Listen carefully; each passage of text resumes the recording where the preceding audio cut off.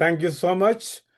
ഒരു പ്രാവശ്യം കൂടെ മിറക്കുലസ് ഹാൻഡ്സ് ഓഫ് മിനിസ്റ്ററുടെ നാമത്തിൽ നിങ്ങൾ ഏവരെയും ഞങ്ങളുടെ മീറ്റിംഗിലേക്ക് സ്വാഗതം ചെയ്യുന്നു.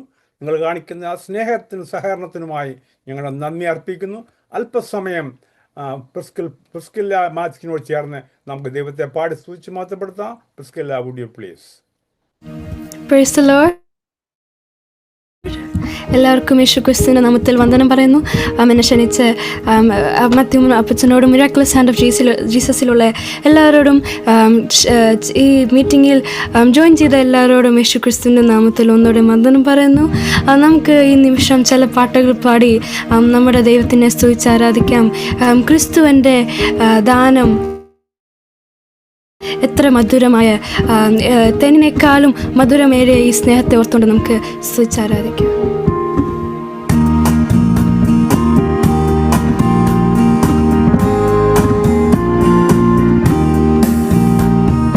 ക്രിസ്തുവിൻ്റെ ദാനം എത്ര മധുരം, പൂർണ്ണ സമാധാനം,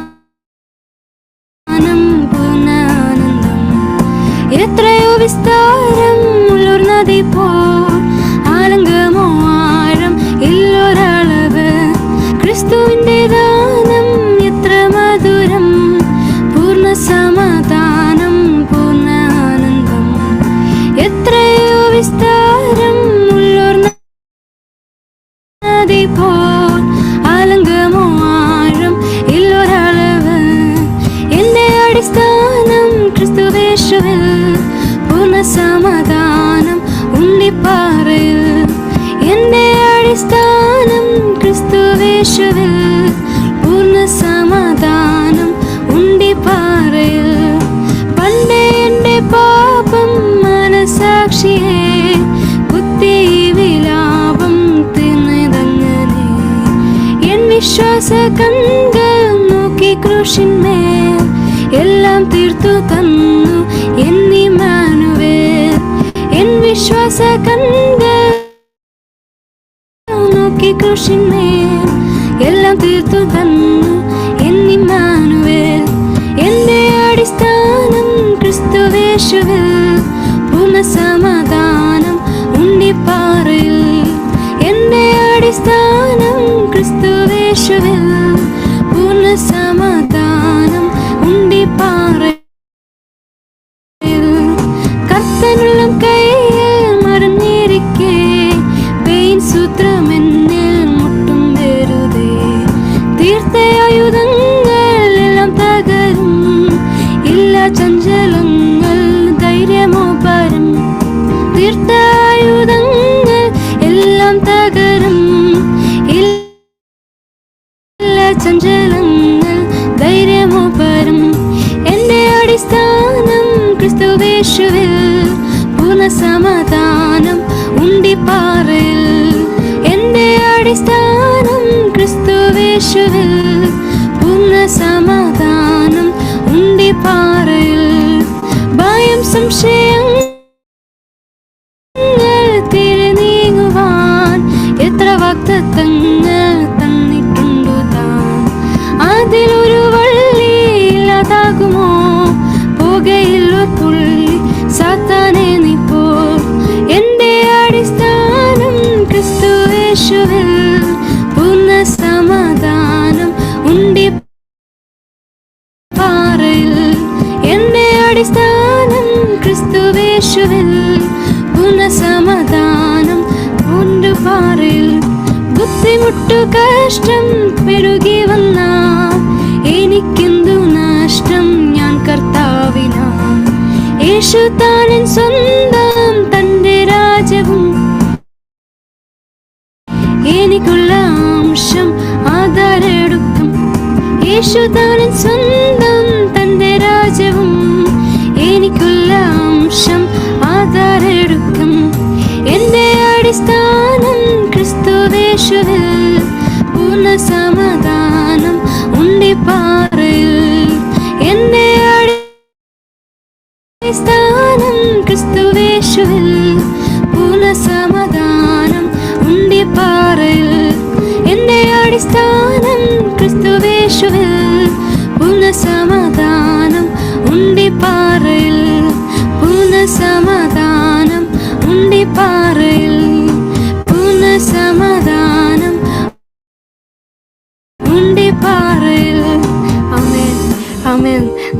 വേറെ ആരെയും ആശ്രയം വെക്കണ്ട. നമ്മൾ യേശു ഉണ്ടെങ്കിൽ നമുക്ക് യേശുവോട് ചേർന്നിരിപ്പാൻ എത്ര ഭാഗ്യമാണ് നമുക്കുള്ളത്, ദൈവമക്കളായി നമുക്ക് ചേർപ്പാൻ. അതുകൊണ്ട് നമുക്ക് ഈ ഒരു പാട്ടും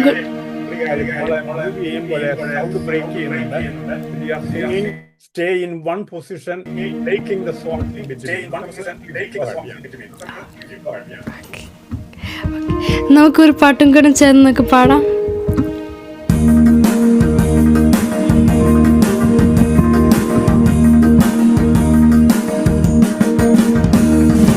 യേശുവോട് ചേർന്നിരിപ്പതെത്ര മോദമേ, യേശുവിനായി ജീവിക്കുന്നതെത്ര ഭാഗ്യമേ. യേശുവോട് ചേർന്നിരിപ്പതെത്ര മോദമേ, യേശുവിനായി ജീവിക്കുന്നതെത്ര ഭാഗ്യമേ. ആശ തന്നോടെന്നും എന്നെ വർത്തിച്ചിടുന്നേ, ആശ തന്നോടെന്നും എന്നെ വർത്തിച്ചിടുന്നേ. ആശു തന്റെ കൂടെ വാഴാൻ കാംക്ഷിച്ചിടുന്നേ, ആശു തന്റെ കൂടെ വാഴാൻ കാംക്ഷിച്ചിടുന്നേ. എന്റെ യേശുവോട് ചേർന്നിരിപ്പതെത്ര മോദമേ, എന്റെ യേശുവിനായി ജീവിക്കുന്നതെത്ര ഭാഗ്യമേ. പോക്കി എന്റെ പാപമെല്ലാം തന്റെ യാഗത്താൽ, നീക്കി എന്റെ ശാപമെല്ലാം താൻ വഹിച്ചതാ.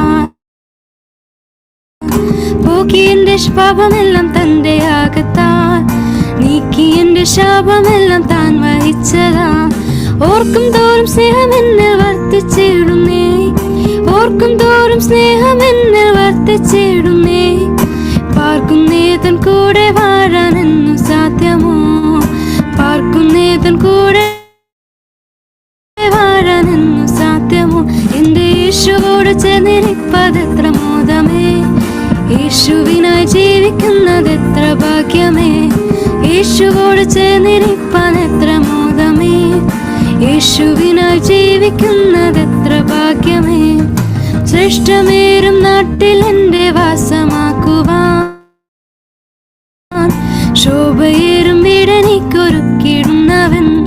ശ്രേഷ്ഠമേറും നാട്ടിൽ എന്റെ വാസമാക്കുവാൻ, ശോഭയേറും വീടെനിക്കൊരുക്കിടുന്നവൻ. കൈകളാൽ തീർക്കാത്ത നിത്യ പാർപ്പിടം തന്നിൽ, കൈകളാൽ തീർക്കാത്ത നിത്യ പാർപ്പിടം തന്നിൽ. വാണിടുന്ന നാളിനായി ഞാൻ നോക്കി പാർക്കുന്നേ, വാണിടുന്ന നാളിനായി ഞാൻ നോക്കി പാർക്കുന്നേ. എന്റെ യേശുവോട് ചേർന്നിരിപ്പതെത്ര മോദമേ, എന്റെ യേശുവിനായി ജീവിക്കുന്നതെത്ര ഭാഗ്യം. യേശുവോട് ചേർന്നിരിപ്പതെത്ര മോദമേ, എന്റെ യേശുവിനായി ജീവിക്കുന്നതെത്ര ഭാഗ്യം.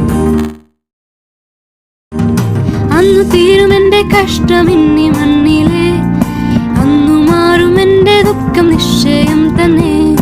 അന്നു തീരുമെന്റെ കഷ്ടം ഇനി മണ്ണിലെ, അന്നു മാറും എന്റെ ദുഃഖം നിശ്ചയം തന്നെ. അന്നു തന്റെ ശുദ്ധരൊത്തു പാടിയാക്കുമേ, അന്നു തന്റെ ശുദ്ധരൊത്തു പാടിയാക്കുമേ. ഇന്നെനിക്കു സാധ്യമോ മഹസമ്മേളനം, ഇന്നെനിക്കു സാധ്യമോ മഹസമ്മേളനം. എന്റെ യേശുവോട് ചേർന്നിരിപ്പതെത്ര മോദമേ, യേശുവിനായി ജീവിക്കുന്നതെത്ര ഭാഗ്യമേ. യേശുവോട് ചേർന്നിരിപ്പതെത്ര മോദമേ, യേശുവിനായി ജീവിക്കുന്നതെത്ര ഭാഗ്യമേ.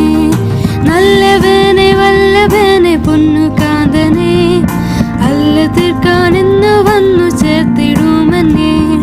നല്ലവനെ വല്ലഭനെ പൊന്നുകാന്തനെ, അല്ല തീർപ്പാനെന്നു വന്നു ചേർത്തിടുമെന്നെ. തുല്യമില്ല മോദത്തോടു വീണകലന്തി, തുല്യമില്ല മോദത്തോടു വീണകലന്തി. ഹല്ലേലൂയ ഗാനം പാടി വാണിടുവാനായി, ഹല്ലേലൂയ ഗാനം പാടി വാണിടുവാനായി.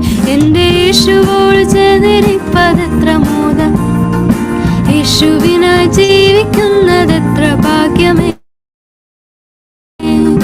യേശുവോട് ചേർന്നിരിപ്പതെത്ര മോദമേ, എന്റെ യേശുവിനായി ജീവിക്കുന്നതെത്ര ഭാഗ്യമേ. ആശ തന്നോടെന്നും എന്നെ വർത്തിച്ചിടുന്നേ, ആശ തന്നോടെന്നും എന്നെ വർത്തിച്ചിടുന്നേ. ആശു തന്റെ കൂടെ വാഴാൻ കാക്ഷിച്ചിടുന്നേ. ആശു തന്റെ കൂടെ വാഴാൻ കാക്ഷിച്ചിടുന്നേ. എന്റെ യേശുവോട് ചേർന്നിരിപ്പാൻ എത്ര മോഹമേ. യേശുവിനായി ജീവിക്കുന്നതെത്ര ഭാഗ്യമേ. യേശുവോട് ചേർന്നിരിപ്പാൻ എത്ര മോഹമേ. യേശുവിനായി ജീവിക്കുന്നതെത്ര ഭാഗ്യമേ. ആമേൻ. Thank you. കർത്താവിൽ എല്ലാ പ്രിയപ്പെട്ടവരെയും സ്വാഗതം ചെയ്യുകയാണ് ഇന്നത്തെ മീറ്റിംഗിലേക്ക്. എല്ലാ പാസ്റ്റർമാരെയും എല്ലാ ദൈവദാസിദാസന്മാരെയും എല്ലാം ക്രിസ്തുയേശുവിന്റെ നാമത്തിൽ സ്നേഹത്തെയും വന്ദനത്തെയും അറിയിക്കുന്നു. നമ്മുടെ ഇന്നത്തെ മീറ്റിംഗ് വളരെ അനുഗ്രഹമായി ഇത്രത്തോളം ദൈവം കൊണ്ടുവന്നതിനായി സ്തോത്രം ചെയ്യുന്നു. അനുഗ്രഹിക്കപ്പെട്ട ഗാനങ്ങൾ പൈതലിലൂടെ കേൾക്കുവാനിടയായല്ലോ. ദൈവനാമ മഹത്വം ഉണ്ടാകട്ടെ. ഇന്നത്തെ മീറ്റിംഗിലേക്ക് സാക്ഷ്യം പറയുവാനായി നമ്മുടെ മധ്യത്തിലേക്ക് കടന്നു വന്നിരിക്കുന്നത് സിസ്റ്റർ ഡീന ജോർജ് ആണ്. സഹോദരി ജോയിൻ ചെയ്തിരിക്കുന്നത് നോർത്ത് ഇന്ത്യയുടെ ഈസ്റ്റേൺ ഭാഗത്ത് നിന്ന് ജാർഖണ്ഡ് എന്ന് പറയുന്ന സ്ഥലത്ത് നിന്നാണ് ജോയിൻ ചെയ്തിരിക്കുന്നത്. കേരളത്തിൽ കോട്ടയം സ്വദേശിയാണ്. ദൈവം ചെറുപ്പകാലത്ത് തന്നെ അനാഥ മന്ദിരത്തിലൊക്കെ വളർത്തപ്പെട്ട സാഹചര്യങ്ങൾ വന്നുവെങ്കിലും കർത്താവിനെ അറിഞ്ഞപ്പോൾ മുതൽ കർത്താവിനെ സേവിക്കുവാനുള്ള ആ സുവിശേഷം പറയുവാനുള്ള ആ വലിയ ആഗ്രഹം കർത്താവ് ഉള്ളിൽ കൊടുക്കുകയും അതിനനുസരിച്ചുള്ള ഒരു മാരേജ് വന്നപ്പോൾ അതിനെ തുടർന്ന് നോർത്ത് ഇന്ത്യയില് സുവിശേഷ പ്രവർത്തനങ്ങൾ, ബീഹാറിനടുത്തുള്ള ജാർഖണ്ഡില് സുവിശേഷ പ്രവർത്തനം ചെയ്യുവാൻ പ്രിയപ്പെട്ടവരെ കുടുംബമായി കർത്താവ് സഹായിച്ചുകൊണ്ടിരിക്കുന്നു. ഇന്ന് നമ്മുടെ മധ്യത്തിലായിരിക്കുന്നത് ഞങ്ങൾക്കെല്ലാം വലിയ അനുഗ്രഹമായി തീരട്ടെ. അവരുടെ വിവിധ ജീവിത സാഹചര്യങ്ങളിലൂടെ കർത്താവ് എത്രത്തോളമാണ് അവരെ ഈ പ്രയാസം നിറഞ്ഞ സുവിശേഷ വയൽ പ്രദേശത്ത് കർത്താവ് ഇത്രത്തോളം നിലനിർത്തിയിരിക്കുന്നതും അവരുടെ ജീവിതാനുഭവങ്ങൾ നമുക്കെല്ലാം ഒരു ധൈര്യവും പ്രത്യാശയും പകരുന്നതായി തീരട്ടെ. വളരെ സ്നേഹത്തോടെ ആദരവോടുകൂടി സിസ്റ്റർ ഡീന ജോർജിനെ മീറ്റിംഗിലേക്ക് ക്ഷണിക്കുകയാണ്. പ്രാർത്ഥനയോടെ നമുക്ക് ഓരോരുത്തർക്കും ഈ സാക്ഷ്യം ശ്രവിക്കാവുന്നതാണ്. Sister Deena. Praise the lord. Hallelujah. Praise the lord. ഈ മിറക്കിൾ ഹാൻഡ് ഈ ഗ്രൂപ്പിനെ ലീഡ് ചെയ്യുന്ന പ്രിയ മാത്യു ഉമ്മൻ അങ്കിളിനും ഇപ്പോൾ ലീഡ് ചെയ്തുകൊണ്ടിരിക്കുന്ന ഷേർലി സിസ്റ്ററിനും അനുഗ്രഹിക്കപ്പെട്ടതായ വർഷിപ്പ് ചെയ്ത പ്രിയ മോൾക്കും ഇന്ന് ഈ ഗ്രൂപ്പിൽ ആയിരിക്കുന്ന ഈ ഡിവൈസിൽ വന്നിരിക്കുന്ന എല്ലാ പ്രിയ പാസ്റ്റേഴ്സിനും സഹോദരങ്ങൾക്കും യേശുക്രിസ്തുവിന്റെ നാമത്തിൽ എന്റെ സ്നേഹവന്ദനത്തെ അറിയിക്കുന്നു. എനിക്ക് ഈ ഗ്രൂപ്പിലേക്ക് കടന്നു വരുവാനായിട്ടുള്ള ഒരു അവസരം തന്നത് രൂത്ത് മിനിസ്ട്രിയിലുള്ള പ്രിയ ജിൻസി സിസ്റ്റർ ആണ്. മാത്യു അങ്കിളുമായിട്ട് ഞങ്ങളെ പരിചയപ്പെടുത്തിയത്. ആ സമയം മുതൽ എൻ്റെ ഹസ്ബൻഡ് ജോർജ് ജൂട്ടി പാസ്റ്റർ ഈ ഗ്രൂപ്പിൽ കയറാറുണ്ട്. ഇന്നത്തെ ദിവസം എനിക്ക് ഇങ്ങനെ ഒരു അവസരം തന്നതിനായിട്ട് ഞാൻ കർത്താവിനെ സ്തുതിക്കുകയും നന്ദി പറയുകയും എല്ലാ പ്രിയപ്പെട്ടവർക്കും എൻ്റെ നന്ദി അറിയിക്കുകയും ചെയ്യുന്നു. കർത്താവിനെ വിളിച്ച് വേർതിരിച്ച കാര്യങ്ങൾ പറയാൻ വളരെ സമയങ്ങൾ എടുക്കും. എന്നാൽ വളരെ ചുരുങ്ങിയ ഇതിൽ പറയുവാൻ ആഗ്രഹിക്കുന്നു.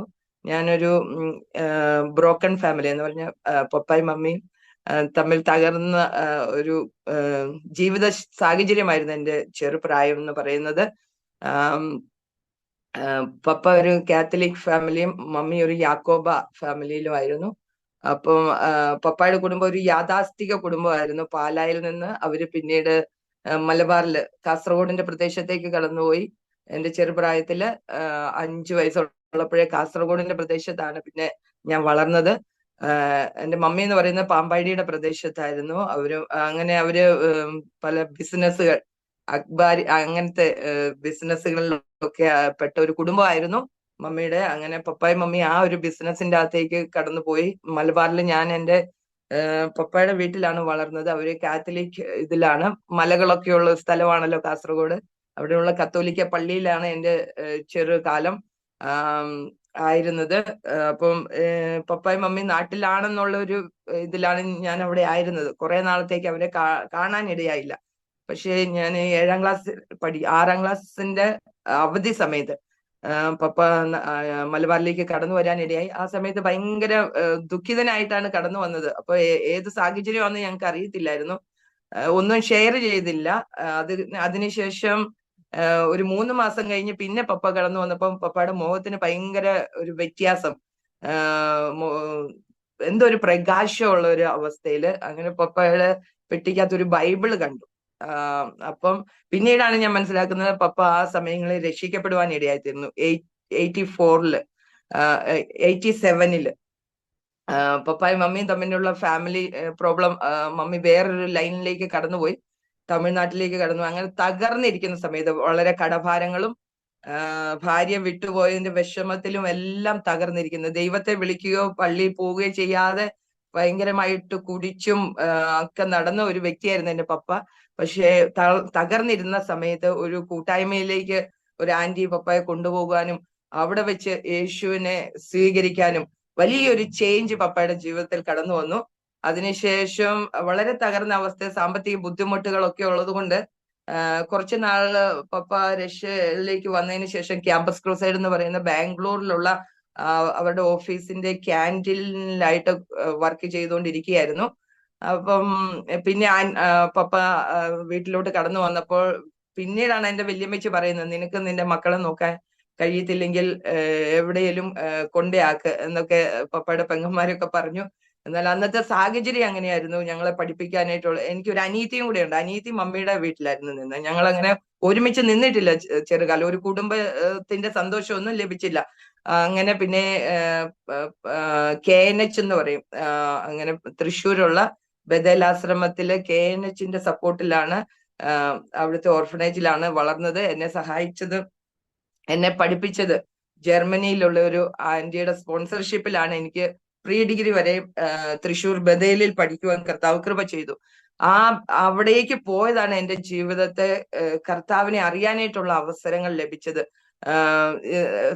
എല്ലാ സൗകര്യങ്ങളും എല്ലാം ഉണ്ടായിരുന്നിട്ടും എല്ലാം ഒന്നുമില്ലാത്ത ഒരവസ്ഥയിലേക്ക് ദൈവം എന്നെ കൊണ്ടുപോയി.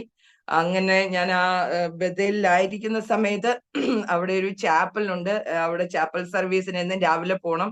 അപ്പൊ എല്ലാവർക്കും ബൈബിള് കിട്ടി. എന്നാലും ഒരു ആത്മീയ തലം ഒന്നും എനിക്ക് അറിയത്തില്ല. ഞാൻ ചെന്ന ആ വർഷത്തിൽ തന്നെ കാശ്മീർ ഇവാഞ്ചലിക്കൽ ടീമിലെ ഒരു അങ്കിളും ആന്റി തോമസ് അങ്കിളും ആന്റിയും കൂടെ ആ ചാപ്പലിൽ കടന്നു വന്നൊരു നോർത്ത് ഇന്ത്യൻ, അവരുടെ കാശ്മീരിനെ കുറിച്ചുള്ള അവിടെ സുവിശേഷം അറിയിക്കുന്നതിന്റെ വിഷമതകളും അതിനെക്കുറിച്ചൊക്കെ പറഞ്ഞു. പിന്നെ അവർ ശക്തമായി ആരാധിച്ചു. അവിടെ പലർക്കും അഭിഷേകമൊക്കെ കിട്ടി. പക്ഷെ എനിക്ക് അങ്ങനെ ഒരു അനുഭവമല്ല. പക്ഷെ ഞാൻ അവിടെ സമർപ്പിച്ചു, കർത്താവ്, ഞാൻ വലുതായി കഴിയുമ്പോൾ കർത്താവിന്റെ വേലയ്ക്ക് വേണ്ടി നോർത്ത് ഇന്ത്യയിൽ പോകും. അവരുടെ ആ സാക്ഷിയൊക്കെ കേട്ടപ്പോൾ ഞാൻ കാശ്മീരിൽ നിന്ന് എനിക്കറിയാം, കാശ്മീരിലേക്ക് പോകും. കർത്താവിന് വേണ്ടി ഞാൻ മരിക്കാനും തയ്യാറാണെന്നുള്ള ഒരു നിർണയം 7ാം ക്ലാസ്സിലായിരിക്കുമ്പോൾ ഞാൻ സമർപ്പിച്ചു. പക്ഷെ ആ സമയത്ത് രക്ഷയുടെ യഥാർത്ഥ അനുഭവം ഒന്നും വന്നിട്ടില്ല. ആ ഒരു സമർപ്പണം എൻ്റെ ഉള്ളിലുണ്ടായിരുന്നു.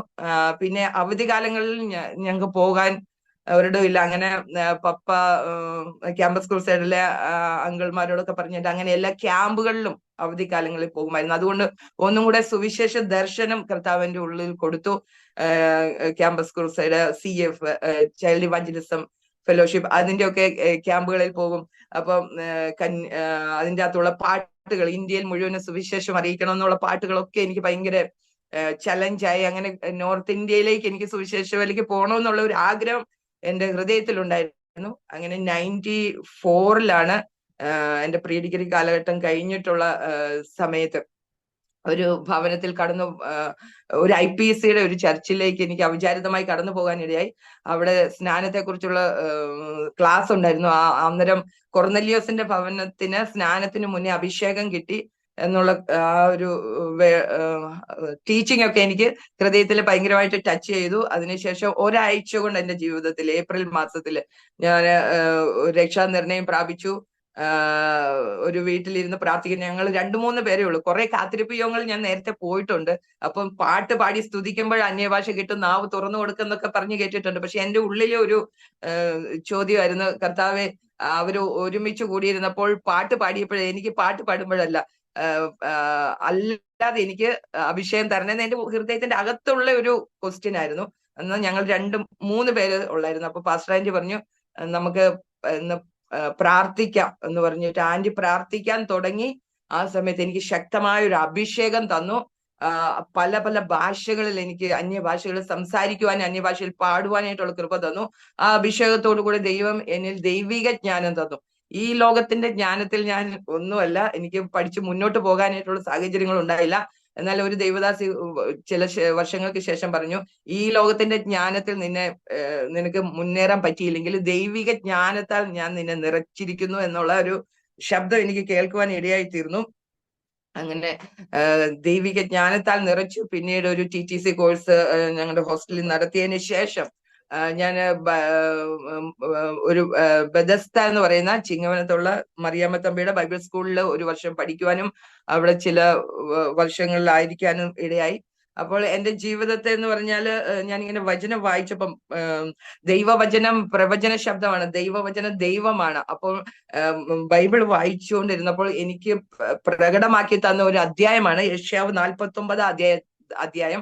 അത് എന്റെ ജീവിതത്തെ വരച്ച് കാണിച്ചിരിക്കുന്നതായിട്ട് എനിക്ക് തോന്നി. കാരണം നമ്മുടെ ജീവിതത്തെ കുറിച്ച് മുഴുവനും ഈ വചനത്തിൽ കൂടെ വചനമാണല്ലോ, അതൊരു വ്യക്തി പറയേണ്ട ആവശ്യമില്ല, ദൈവവചനം തന്നെ നമ്മളോട് സംസാരിക്കാൻ ഇടയായിട്ട് തീരും. അങ്ങനെ യെശയ്യാ പ്രവാചകന്റെ പുസ്തകം 49 അധ്യായം മുഴുവനും എന്റെ ജീവിതത്തെ കുറിച്ചുള്ളതാണ്.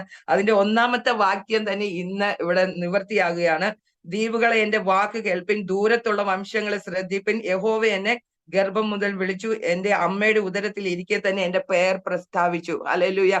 ഒരു സമയത്ത് ആരാലും അറിയപ്പെടാതെ ഒന്നും ഇല്ലാത്ത അവസ്ഥയിലായിരുന്നെങ്കിലും ഈ വചനം ഇന്ന് എന്റെ ജീവിതത്തിൽ കൂടെ ഈ സൂം മീറ്റിംഗിൽ കൂടെ നിവൃത്തിയായിക്കൊണ്ടിരിക്കുന്നു. ദൂരത്തുള്ള വംശങ്ങളെ ശ്രദ്ധിപ്പിൻ. ഹല്ലേലൂയ. അപ്രകാരം ആ വചനത്തിലേക്ക് കർത്താവിനെ നടത്തി അമ്മയുടെ ഉദരത്തിലെ എന്നെ കർത്താവ് വിളിച്ചു വേർതിരിച്ചു. അതിന്റെ 15-ാം വാക്യത്തിൽ, ഒരു സ്ത്രീ തന്റെ കുഞ്ഞിനെ മറക്കുമോ, അവർ മറന്നു കളഞ്ഞാലും ഞാൻ നിന്നെ മറക്കുകയില്ല എന്നുള്ള അവസ്ഥയില് ഒരു കുഞ്ഞിലെ തന്നെ ഞാൻ പപ്പയുടെ വീട്ടിലാണ്. അമ്മയുടെ സ്നേഹം കിട്ടിയില്ല, അങ്ങനെ വളർന്നാണ്. എന്നാൽ കർത്താവിന്റെ സ്നേഹത്തിൽ എന്നെ കർത്താവ് നിറച്ചു. അങ്ങനെ ഞാൻ ഒരു ദൈവദാസന് വേണ്ടി പ്രാർത്ഥിച്ചുകൊണ്ടിരുന്നു. അങ്ങനെ 2001 ജോർജ് കുട്ടി പാസ്റ്ററുമായിട്ടുള്ള വിവാഹം നടന്നു. നോർത്ത് ഇന്ത്യയിൽ പ്രവർത്തിക്കുന്ന ഒരു ദൈവദാസനാണ്. പാസ്റ്ററിന്റെ വീട്ടിലുള്ള പപ്പായും മമ്മിയൊക്കെ വന്ന് എന്നെ കണ്ടു, അവർക്ക് ഇഷ്ടപ്പെട്ടു. പിന്നെ പാസ്റ്ററിനെ വിളിച്ചു. അങ്ങനെ ജനുവരി മാസത്തിലാണ് പാസ്റ്റർ വന്ന് കണ്ടത്. ഫെബ്രുവരി 24, ഈ അടുത്ത ആഴ്ച ഫെബ്രുവരി 24 ഞങ്ങളുടെ വിവാഹം കഴിഞ്ഞിട്ട് 25 വർഷമാകും. അതുകൊണ്ട് 25 വർഷം കേരളത്തിലും പിന്നെയുള്ള 25 വർഷം ഈ ജാർഖണ്ഡിലുമാണ് എൻ്റെ ജീവിതമായിരിക്കുന്നത്. അങ്ങനെ വിവാഹം കഴിഞ്ഞ് ഒരാഴ്ച കഴിഞ്ഞു, മാർച്ച് ഫസ്റ്റ് വീക്കിൽ തന്നെ ഞങ്ങള് നോർത്ത് ഇന്ത്യയിലേക്ക് കടന്നു വന്നു. ദേവദാസന് അതിനു മുന്നേ, ദേവദാസന്റെ സാക്ഷ്യം വേറൊരു സമയങ്ങളിൽ നിങ്ങൾക്ക് കേൾക്കാം. 30 വയസ്സ് വരെ നോർത്ത് ഇന്ത്യയുടെ പല ഭാഗങ്ങളിൽ ടീം മിനിസ്ട്രിയിൽ വളരെ ഭാരത്തിൽ കൂടെ പ്രവർത്തിച്ചുകൊണ്ടിരുന്ന ഒരു ദൈവദാസനായിരുന്നു. കർത്താവിന്റെ സമയമായപ്പോൾ ഞങ്ങളെ കർത്താവ് ഒരുമിച്ച് കൂട്ടി.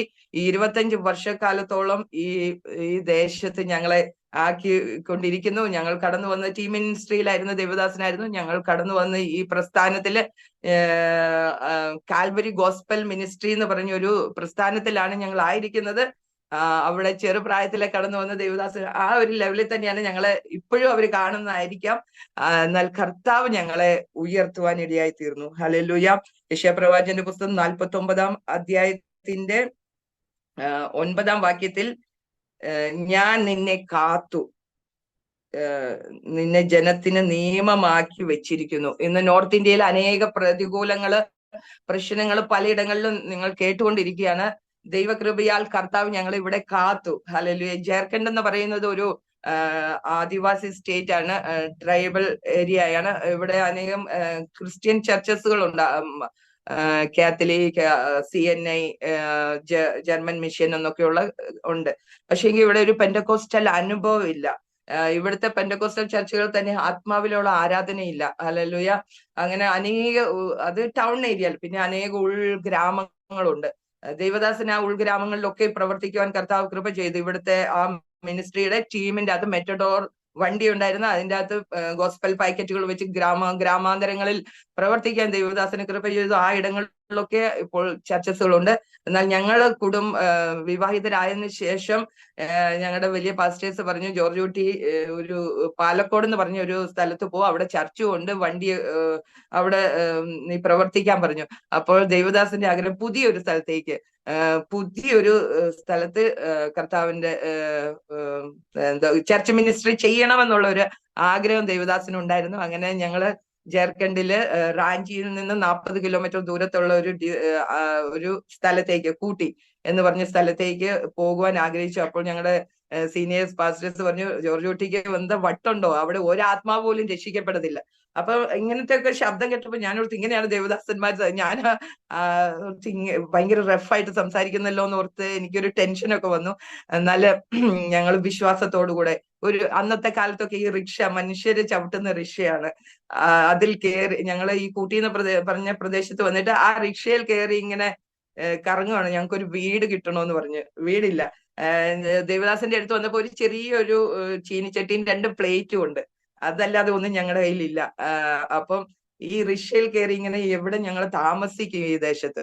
ഒരു ചലഞ്ചും ദേവദാസന്മാരിൽ നിന്നുണ്ട്, ഈ ദേശത്ത് ആത്മാക്കൾ വിടുവിക്കപ്പെടത്തില്ലെന്ന്. അങ്ങനെ ഞങ്ങൾ പോയപ്പോൾ പാസ്റ്ററിന്റെ ഒരു കൂട്ടുകാരൻ, ഒരു ഫിലിപ്പ് ജോൺ എന്ന് പറഞ്ഞ പാസ്റ്റർ ഇവിടെ നേരത്തെ താമസിക്കുന്നുണ്ട്. ആ പാസ്റ്ററിന് 3ാമത്തെ മോളുടെ ഡെലിവറിക്ക് വേണ്ടി വൈഫ് കേരളത്തിൽ പോയിരിക്കുക. അപ്പൊ പാസ്റ്ററിന് സാമ്പത്തികമായി വളരെ ബുദ്ധിമുട്ടില്ല, ആ വീട് വിടാനും പറ്റത്തില്ല.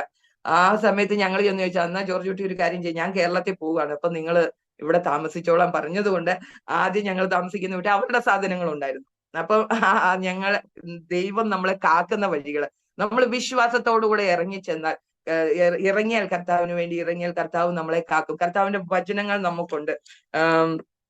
പത്രോസിനോട് കർത്താവ് പറയുന്നുണ്ട്, മർക്കോസിന്റെ സുവിശേഷം 10ാം അധ്യായത്തിന്റെ 29ാം വാക്യത്തിൽ, അതിന് യേശു, എന്റെ നിമിത്തവും സുവിശേഷ നിമിത്തവും വീടോ സഹോദരന്മാരോ സഹോദരിയോ അമ്മയോ അപ്പനെയോ മക്കളെയോ നിലങ്ങളെയോ വിട്ടാൽ ഈ ലോകത്തിൽ തന്നെ ഉപദ്രവത്തോടുകൂടെ 100 മടങ്ങ് വീടുകളും സഹോദരന്മാരെയും സഹോദരിമാരെയും അമ്മമാരെയും മക്കളെയും നിലങ്ങളെയും വരുവാനുള്ള ലോകത്തിൽ നിത്യജീവനെ പ്രാപിക്കാത്തവൻ ആരുമില്ല. ഹല്ലേലൂയ. കർത്താവിന്റെ നാമത്തിന് വേണ്ടി നമുക്കുള്ളതിനെ എല്ലാം വിട്ടുകളഞ്ഞാൽ, ഹല്ലേലൂയ. ഒരു സമയത്ത് എല്ലാവരെയും എന്നെ വിട്ടുകളഞ്ഞു, ഞാൻ എല്ലാവരെയും സ്നേഹിക്കുന്നുണ്ടായിരുന്നെങ്കിലും അവരെല്ലാം എന്നെ വിട്ടുകളഞ്ഞു. പക്ഷെ യേശുവിന്റെ സ്നേഹം എന്നിലേക്ക് വന്നപ്പോൾ ഞാൻ യേശുവിന് വേണ്ടി എല്ലാം വിട്ടുകളഞ്ഞു. എനിക്ക് നോർത്ത് ഇന്ത്യയിൽ പോകണം, ഇടങ്കയും വലങ്കയും തിരിച്ചറിയാത്ത ദൈവത്തിന്റെ മനുഷ്യരുടെ നടുവിൽ ദൈവത്തിന്റെ സാക്ഷിയാകണമെന്നുള്ള ആഗ്രഹത്തോടെ ഞാൻ പ്രാർത്ഥിച്ചു. അതുകൊണ്ട് എനിക്കൊരു തുണയെ ആവശ്യമാണ്. അതുകൊണ്ട് ദേവദാസിനെ കൂട്ടിച്ചേർത്ത് ഞങ്ങൾ ഈ കൂട്ടിയുടെ പ്രദേശത്ത് വന്നു. കുറച്ച് ദിവസങ്ങൾക്ക് ശേഷം ഈ കൂട്ടി എന്ന് പറയുന്നത് ഞങ്ങൾ ഇവിടെ വന്നതിന് ശേഷം ഇതൊരു ഡിസ്ട്രിക്റ്റ് ആക്കി. ഇപ്പൊ അത് നേരത്തെ അത് ബ്രാഞ്ചിലായിരുന്നു. അപ്പോൾ ഈ കൂട്ടി ഇപ്പോൾ ഒരു ഡിസ്ട്രിക്റ്റ് ആണ്. ആ ഡിസ്ട്രിക്റ്റിന്റെ സ്ഥലത്ത് ഞങ്ങൾ വന്ന സമയങ്ങളിൽ ഇവിടെ വളരെ ശാന്തമായ ഇവിടെ പറയുന്ന മരീചിക പോലെയുള്ള സ്ഥലമാണ്, നിയമമാക്കി വെച്ചിരിക്കുന്നത്. അവർ വഴികളിലും എല്ലാ പാഴ്കുന്നുകളിലും അവർക്ക് മേച്ചിലുണ്ടാകും. ഇവിടെ എല്ലാം പാഴായി കിടക്കുന്ന ഒരു സ്ഥലം, എങ്ങനെ ഞങ്ങൾ ഇവിടെ പ്രവർത്തിക്കും? അപ്പൊ അത് പാസ്റ്ററിന്റെ വീട്ടിൽ ഒരു 3 മാസം നിന്നു. അപ്പൊ മെറ്റഡോർ കൂടെ കുറച്ച് ടീം മെമ്പേഴ്സിനെ ഞങ്ങൾക്ക് തന്നു. അപ്പൊ ഞങ്ങൾ എന്നും രാവിലെയും പ്രാർത്ഥിക്കും. പ്രാർത്ഥനകൾ ഞങ്ങളും ടീമും ആയിട്ടിരുന്നുള്ള പ്രാർത്ഥനകൾ, എന്നാൽ ഞങ്ങളുടെ പാട്ടുകളും പ്രാർത്ഥനകളും ആ സ്ഥലത്തുള്ള അടുത്തുള്ള ക്രിസ്ത്യൻസ് സഹോദരങ്ങളാണ്. അവർക്കൊക്കെ ഞങ്ങളോട് താല്പര്യമായി. ഡിസംബർ സമയത്ത് നമുക്ക് സുവിശേഷം അറിയിക്കാനായിട്ടുള്ള ഏറ്റവും നല്ല അവസരം. അപ്പം ഞങ്ങള് ഓരോ വീടുകളിലും, നാട്ടിൽ പെന്തക്കോസ്തുകാർ ചെയ്യത്തില്ല, പക്ഷെ ഇവിടെ നമുക്ക് അത് ചെയ്തേ പറ്റത്തുള്ളൂ. നമ്മൾ പാടി സുവിശേഷം അറിയിച്ച് ഈ കരോൾ പോലും ഞങ്ങള് പോകുവാൻ ഇടയായി തീർന്നു. ആ സമയങ്ങളിൽ ഇവിടെയൊക്കെ ഉറങ്ങിയ അവസ്ഥയാണ്. എന്നാൽ ഈ നാളുകളിൽ ഉണർത്തപ്പെട്ടിട്ടുണ്ട്. ബാക്കി ക്രിസ്ത്യൻ സമൂഹങ്ങൾ ഉണർത്തപ്പെട്ടു. അങ്ങനെ കടന്നുപോയി. അതിനുശേഷം 3 മാസം കഴിഞ്ഞപ്പോൾ ദേവദാസൻ പറഞ്ഞു, ഞങ്ങൾ തിരിച്ചു വരികയാണ്. അപ്പൊ ഞങ്ങൾ പിന്നെ അതിനോടിടയ്ക്ക് ഈ ദേവദാസനെ അന്വേഷിച്ചു ഒരു കുടുംബം വന്നു. അവരുടെ ചേച്ചിക്ക് വേണ്ടി പ്രാർത്ഥിക്കണമെന്ന് പറഞ്ഞു. അപ്പൊ ഞങ്ങളെ കണ്ടപ്പോൾ ഞങ്ങൾ ആ വീട്ടിലേക്ക് പോയി. സഹോദരിക്ക് വേണ്ടി പ്രാർത്ഥിച്ചു. ആ സഹോദരി എന്ന് പറയുന്നത് ഞങ്ങള് ജേർക്കണ്ടി വന്നതിന് ശേഷം ആദ്യമായിട്ട് ഒരു മാർക്കറ്റിൽ സുവിശേഷ പ്രവർത്തനത്തിൽ പോയത് ഈ കൂട്ടിയിലാണ് ഞാൻ വന്നത്. അപ്പൊ ഞങ്ങളുടെ വലിയ പാസ്റ്റർ ഉണ്ട്. അപ്പൊ അന്നത്തെ സമയത്തൊക്കെ നമുക്ക് സ്വതന്ത്രമായിട്ട് ബജാറുകളിൽ മാർക്കറ്റുകളിൽ പാടി സ്തുതിക്കാനും വചനം പറയാനുള്ള അവസരം ഉണ്ടായിരുന്നു. അങ്ങനെ അവിടെ പാടി സ്തുതിച്ചുകൊണ്ട് എനിക്കാണെങ്കിൽ ഹിന്ദി ഒന്നും അറിയത്തില്ല, ഹിന്ദി ജസ്റ്റ് ജയിച്ചെന്നേ ഉള്ളൂ, ഒന്നുമേ അറിയത്തില്ല. അപ്പൊ ഞാൻ ആ മെറ്റഡോറിന്റെ അകത്ത് തന്നെ ഇരിക്കുമായിരുന്നു. അപ്പൊ രണ്ട് സഹോദരിമാർ വന്ന് എന്നെ നോക്കി ചിരിച്ചു, ഞാനും ചിരിച്ചു, കാരണം അവരോട് ഒന്നും ചോദിക്കാൻ എനിക്കറിയത്തില്ല. അപ്പൊ അവര് ചിരിച്ചിട്ട് ട്രാക്സ് അവർക്ക് കൊടുത്തിട്ട് പോയി. ആ ഒരു സഹോദരിയുടെ വീട്ടിലേക്കാണ് ഞങ്ങളെ പോയി പ്രാർത്ഥനയ്ക്ക് വിളിച്ചത്. ആ രണ്ട് സഹോദരിമാരെ കണ്ട് ആ വീട്ടിലേക്ക് ഞങ്ങൾ പോകുവാൻ ഇടയായി തീർന്നു. അപ്പൊ ആ മൂത്ത സഹോദരിക്ക് വേണ്ടി പ്രാർത്ഥിച്ചു, അവള് സുഖമില്ലാതിരിക്കുമായിരുന്നു. അപ്പൊ അവരുടെ ഉള്ളിൽ ഒരു വിശ്വാസം വന്നു. അങ്ങനെ അവരുടെ ഒരു 100 വർഷം പഴക്കമുള്ള ഒരു മണ്ണിന്റെ വീടാണ്. അതിന്റെ സൈഡ് റൂമിൽ ഞങ്ങളും ആ ടീമും അങ്ങനെ ആകുമ്പോൾ ഞങ്ങളൊരു 10-20 പേരുണ്ട്. കർത്താവിനെ പാടി സ്തുതിക്കും. അപ്പം ഞങ്ങൾക്ക് ഈ ട്രാക്സ് ഒക്കെ വിറ്റിട്ട് വേണം എല്ലാവരുടെയും ഭക്ഷണമൊക്കെ ഉണ്ടാക്കാനായിട്ടുള്ള കാര്യങ്ങൾ. അപ്പൊ ഞങ്ങൾ ഓരോ ബജാറുകളിൽ ഇങ്ങനെ പോയി പാടി സ്തുതിക്കും. അപ്പൊ ഒരു നല്ല ഭക്ഷണം കഴിക്കാനുള്ള ആഗ്രഹം വരുമ്പോ ഈ സിസ്റ്റർ ഞങ്ങൾക്ക് ഇടയ്ക്ക് മീറ്റ് ഒക്കെ ഉണ്ടാക്കി തരും. അങ്ങനെ ഞങ്ങള് വളരെ സന്തോഷത്തോടു കൂടി ടീമിലായിരുന്നു. അതിനുശേഷം ദേവദാസൻ കടന്നു വരുന്നെന്ന് പറഞ്ഞപ്പോ പിന്നെ ആ സഹോദരിമാരൊക്കെ ഒരുമിച്ചാണ് ഞങ്ങൾ ഇങ്ങനെ വീട് അന്വേഷിച്ചു പോയിട്ട് ഒരു വീട് കണ്ടു. ആ വീടിന്റെ മുന്നിലാണെങ്കിൽ ഒരു പാമ്പിന്റെ മൂർത്തിയുണ്ട്. അകത്ത് ചെന്നപ്പോ ഒരു ശിവലിംഗത്തിന്റെ മൂർത്തിയുണ്ട്. അപ്പൊ ഞങ്ങൾ ഓർത്തു, ഓ ഈ വീട് നമുക്ക് തരത്തില്ല, ഇവര് ഹിന്ദുക്കളല്ലേ എന്ന് ഓർത്ത് ഞങ്ങൾ ഇങ്ങോട്ട് ഇറങ്ങുമ്പോ ആ വീടിന്റെ ആ സിസ്റ്റർ ഓടി വന്നിട്ട് പറഞ്ഞു, പാസ്റ്ററെ നിങ്ങൾ ഞങ്ങളുടെ വീട്ടിൽ താമസിച്ചാൽ മതി, കാരണം ഇവരാണ് എന്റെ ഹസ്ബൻഡിന്റെ കുടുംബമാണ് ഹിന്ദുക്കൾ, ഞാൻ പക്ഷെ ക്രിസ്ത്യനാണ്, ബീഹാറിൽ നിന്നും ഒരു ബ്രദറൻ ചർച്ചിലുള്ള ഒരു സിസ്റ്റർ ആയിരുന്നു, അപ്പൊ നിങ്ങൾ തന്നെ ഞങ്ങളുടെ വീട്ടിൽ താമസിച്ചാൽ മതി എന്ന് പറഞ്ഞു. അങ്ങനെ ഞങ്ങൾ അവിടെ വന്ന് താമസിച്ചു. ഞങ്ങളുടെ കല്യാണം കഴിഞ്ഞതിന്റെ 1 വർഷമായപ്പം ഈ സഹോദരിമാരൊക്കെ വന്ന് ഒരു ചെറിയ പാർട്ടിയൊക്കെ തന്നു. അപ്പൊ ഞങ്ങൾ ഒരു ചെറിയൊരു കടായി, എന്താ പറയാ, ചീനിച്ചട്ടിക്കകത്തായിരുന്നു സബ്ജി കറി ഉണ്ടാക്കിക്കൊണ്ടിരുന്നത് ഞങ്ങൾ ഇത്രയും ടീമിനും. അപ്പൊ അപ്പുറത്ത് ഒരു ഹോസ്റ്റലുണ്ട്. ഇത് 2 ഭാഗമായിട്ടാണ് ഈ വീട്. ആ ഹോസ്റ്റലിൽ താമസിക്കുന്ന അതിന്റെ നടത്തുന്ന ആ സഹോദരി ഞങ്ങൾക്ക് ഗിഫ്റ്റ് ആയിട്ട് ഒരു വലിയ ചീനിച്ചട്ടി തന്നു. പിന്നെന്ന് പറഞ്ഞാൽ ചെറിയ മീറ്റിംഗ്സുകളൊക്കെ അടുത്തുള്ളവരെയൊക്കെ വിളിച്ച് ചെയ്യുമ്പം ഈ ഹോസ്റ്റലിലെ പാത്രങ്ങളിൽ ഞങ്ങൾ ഉപയോഗിക്കാൻ അവരതും തരുമായിരുന്നു ഭക്ഷണമൊക്കെ ഉണ്ടാക്കാൻ വേണ്ടിയിട്ട്. അങ്ങനെ ഞങ്ങൾ അവിടെ ആയിരുന്നു 1 വർഷത്തോളമായി. 1 വർഷം കഴിഞ്ഞപ്പോഴത്തേനും ടീം എല്ലാം തിരിച്ചു പോയി. പിന്നെ ഞങ്ങൾ രണ്ടുപേരും മാത്രമേ ഉള്ളൂ. അപ്പം പിന്നെ എന്താ, എന്നും വെള്ളിയാഴ്ചയും ഞായറാഴ്ചയും ഞങ്ങൾ ആ സമയത്ത് അവിടെ ഇരുന്ന് പ്രാർത്ഥിക്കും. അതിനോടിടയ്ക്ക് ഞങ്ങൾക്കൊരു ക്രിസ്ത്യൻ കുടുംബത്തെ കണ്ടു, ഞങ്ങൾ താമസിക്കുന്നതിന് താഴെയായിട്ട്. അവിടെ ചെന്നിട്ട് ഞാൻ കുട്ടികളുടെ ഇടയിൽ ഇങ്ങനെ പ്രവർത്തിച്ച ആളായതുകൊണ്ട് ഞാൻ ആ കുഞ്ഞുങ്ങളെ വിളിച്ച് ചില കഥകളൊക്കെ പറയാൻ തുടങ്ങി. കാരണം കുഞ്ഞുങ്ങളുടെ ഇടയിൽ ഹിന്ദി എങ്ങനെയോ ദൈവം അറിയാതെ എനിക്ക് ഇങ്ങനെ ഹിന്ദി മനസ്സിലാകാനും പറയാനും ഒക്കെ ആയിട്ടുള്ള കൃപ തന്നു. അങ്ങനെ ഈ കുഞ്ഞുങ്ങളോട് സക്കായിയുടെ കഥയും നോഹയുടെ കഥയൊക്കെ ഇങ്ങനെ പറയാൻ തുടങ്ങി. അങ്ങനെ എങ്ങനെയോ അറിയാതെ എനിക്ക് ഹിന്ദി പഠിക്കാൻ ദൈവം കൃപ ചെയ്തു. അങ്ങനെ ഒരു സൺഡേ സ്കൂൾ, ചെറിയൊരു സൺഡേ സ്കൂളും നടത്തും. പിന്നെ ഞങ്ങൾ ഇരുന്ന് പ്രാർത്ഥിക്കും. പിന്നെ ചില സഹോദരങ്ങൾ കടന്നു വരും. അപ്പൊ ഈ 2 സഹോദരിമാരും പിന്നെ ഒരു ബ്രദർ, അങ്ങനെ 3 പേര് ഞങ്ങൾക്ക് ആ വർഷങ്ങളിൽ സ്നാനപ്പെടുത്താൻ ഇടയായി തീർന്നു. അതിനുശേഷം എൻ്റെ മോൻ ജനിച്ചു, മൂത്ത മോൻ ജനിച്ചു. മൂത്ത മോൻ ജനിക്കുന്ന സമയത്തും ഡോക്ടർ പറഞ്ഞിരുന്നു ഇത് കോംപ്ലിക്കേറ്റഡ് ആണ്, വേഗത്തില് ഓപ്പറേഷൻ ചെയ്തില്ലെങ്കിൽ തലയ്ക്ക് എന്തെങ്കിലും പ്രോബ്ലം ഉണ്ട്. അത് എന്താന്ന് ഞങ്ങൾക്ക് മനസ്സിലായില്ല. അങ്ങനെ വലിയ ഓപ്പറേഷൻ ആണ് ചെയ്തത്. സാമ്പത്തികമായിട്ട് ബുദ്ധിമുട്ടാണ്. എന്നാൽ ദൈവം അവിടെയും കർത്താവ് ഞങ്ങളുടെ കാര്യങ്ങളൊക്കെ നടത്തി തന്നു. അപ്പൊ നമ്മൾ ഓർക്കും, നമുക്ക് കേരളത്തിൽ പോയിട്ട് ആദ്യത്തെ 1 വർഷം കേരളത്തിൽ പോയിട്ട് പുതുവർഷമൊക്കെ ആഘോഷിക്കണമെന്ന് എന്റെ ഹൃദയത്തിൽ ഒരാഗ്രഹം. കാരണം കേരളത്തിലായിരുന്നപ്പോ ഞാനിങ്ങനെ ആത്മാവിലും ഇങ്ങനെ ആരാധിച്ചു എല്ലാ കൺവെൻഷനുകളിലും ഫാസ്റ്റിംഗ് പ്രയറുകളിലൊക്കെ പോയിക്കൊണ്ടിരുന്ന ഒരു കാലഘട്ടമായിരുന്നു. പക്ഷെ ഞങ്ങൾ ഇവിടെ വന്നതിന് ശേഷം ഞങ്ങൾ 2 പേരേ ഉള്ളൂ, ബാക്കി ആരും ഇങ്ങനെ ആത്മാവിലുള്ള ആരാധനയില്ല. ഞങ്ങൾ തന്നെ ആ ഒരു അനുഭവങ്ങളൊക്കെ. പക്ഷേങ്കിൽ ആദ്യത്തെ വർഷം പോയി, പിന്നെ ഒരു പ്രാവശ്യം മോൻ ജനിച്ചതിന് ശേഷം പോയി. പക്ഷേങ്കിൽ ആ ആണ്ട് അവസാനത്തിൽ ഞാൻ പാമ്പാടിയിലുള്ള ഹോസ്പിറ്റലിൽ രോഗിയായിട്ട് കിടന്നു. അപ്പൊ ഞങ്ങൾക്ക് മനസ്സിലായി ദൈവത്തിന്റെ ഹിതമല്ല ഞങ്ങൾ ഇങ്ങനെ കേരളത്തിൽ വരിക പോകുക എന്നുള്ളത്. അപ്പൊ ഞങ്ങൾ ഒരു നിർണയം എടുത്തു. അതാ പറഞ്ഞ, എന്റെ ക്രൂശ് എടുത്ത് നിന്നെ തന്നെ ഇൻകാർ ചെയ്ത് ത്യജിച്ച്, നമ്മുടെ ആഗ്രഹങ്ങളെ ത്യജിച്ചെങ്കിൽ മാത്രമേ നമുക്ക് കർത്താവിന്റെ വേലയിൽ മുന്നേറാൻ പറ്റത്തുള്ളൂ. നിന്റെ ക്രൂശ് എടുത്ത് അനുഗമിക്കുക. അപ്പൊ ഞങ്ങൾ എന്ത് ചെയ്തു, പിന്നെ ഒരു നിർണയിച്ചു. ഞങ്ങൾ തിരിച്ചു വന്നു കഴിഞ്ഞപ്പം ഈ സ്നാനപ്പെട്ട സഹോദരിമാരൊക്കെ പുറകോട്ട് പോയി. ആരൊക്കെ പറഞ്ഞു, ഇവര് പാസ്റ്റർമാരുണ്ടല്ലോ അവര് നിങ്ങളെ വിട്ടിട്ട് പോകും, അങ്ങനെ ഇങ്ങനെയൊക്കെ പറഞ്ഞിട്ട് വന്ന സഹോദരിമാർ തിരിച്ചും പോയി. അത് ഞങ്ങൾക്ക് വല്ലാത്ത ഭാരമായി. ഞങ്ങൾ നിർണയിച്ചു ഇനി ഞങ്ങൾ കേരളത്തിൽ പോകത്തില്ല, അത്യാവശ്യം ഉണ്ടെങ്കിൽ മാത്രമേ പോകത്തുള്ളൂ എന്നുള്ള ഒരു തീരുമാനമെടുത്തു. അതിനുശേഷം ആ വീട്ടിൽ ഒരു 4 വർഷത്തോളം താമസിക്കാനിടയായി. 1 വർഷം കഴിഞ്ഞപ്പോ ഓണറ് റാഞ്ചിയിലേക്ക് പിള്ളേരെ പഠിപ്പിക്കാനായിട്ട് കടന്നുപോയി. അപ്പൊ ആ ഓണറിന്റെ എല്ലാ സാധനങ്ങളും, ബെഡും, അന്നത്തെ സമയത്ത് ലാൻഡ് ഫോണാണ്, ടിവിയും, ഡൈനിങ്, എല്ലാ സാധനങ്ങളും ഞങ്ങൾക്ക് തന്ന് അത്ഭുതകരമായി. അതാണ് പറയുന്നത്, ഞാൻ നിന്നെ കാത്തു. കർത്താവ് ഞങ്ങളെ കാക്കുന്നത്. ഞങ്ങൾക്ക് ഇങ്ങനെ കഷ്ടതയെന്ന് പറഞ്ഞാൽ എനിക്ക് കർത്താവ് എന്നെ കാക്കുന്നതിനെ കുറിച്ചേ പറയാനുള്ളൂ. അത്ഭുതകരമായി ദൈവം നടത്തി. ഞങ്ങൾക്ക് വേണ്ടുന്ന സാധനങ്ങളെല്ലാം തന്നു. അവിടെ താമസിച്ചു. അതിനുശേഷം ഒരു പാസ്റ്റർ അംഗങ്ങൾ ഉണ്ടായിരുന്നു, നൈനാൻ പാസ്റ്റർ എന്ന് പറഞ്ഞ അങ്കിളാണ് ഞങ്ങളെ സ്നാനപ്പെടുത്തി. അപ്പം പാസ്റ്ററങ്ങൾ ഞങ്ങളുടെ അടുത്ത് വന്നിരുന്നു. അന്നത്തെ സമയത്തൊന്നും ആത്മാക്കൾ ഇങ്ങനെ വിടുവിക്കപ്പെടുന്നില്ല. അപ്പൊ പാസ്റ്ററങ്ങൾ വന്നിരുന്ന് പ്രാർത്ഥിക്കും ഞങ്ങളുടെ ചർച്ചിൽ. അങ്ങനെ പാസ്റ്ററങ്ങൾ പറഞ്ഞു, ജോർജ് കുട്ടി, മോൻ വലുതാകുന്നു, ഈ വീട്ടിൽ നിന്ന് നിങ്ങൾ മാറണം. കാരണം ഒരു സൈഡിൽ ഹോസ്റ്റലിലെ പിള്ളേര് എല്ലാവർക്കും കൂടെ 10-60 പേർക്കും കൂടി ഒരു ബാത്റൂമേ ഉള്ളൂ ഞങ്ങൾക്ക്. അപ്പം പിന്നെ കുഞ്ഞ് വളരുന്നു. അങ്ങനെ പാസ്റ്ററങ്ങൾ പറഞ്ഞിട്ട് പോയി. പക്ഷെ ഞങ്ങളുടെ കയ്യിൽ അന്ന് സാമ്പത്തിക ഒരു 1300 1800 രൂപയാണ് വാടക തരുന്നത്. അതിൽ കൂടുതലൊന്നും തരത്തില്ല. അല്ല, 1000 രൂപയാന്ന് തോന്നുന്നു. പക്ഷെ അതിൽ കൂടുതൽ ഞങ്ങളുടെ കയ്യിൽ ഇല്ലല്ലോ, എങ്ങനെ മാറാനായിട്ടാ.